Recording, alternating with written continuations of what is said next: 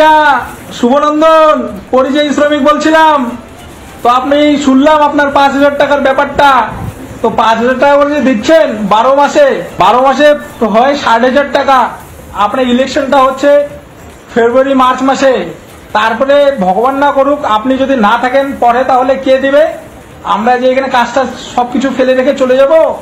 এই যে 2টো রুম নিয়েছি, একটা এই যে 2টো, ঠিক আছে, 2টো রুমের ভাড়া হচ্ছে 12,000 টাকা মাসে।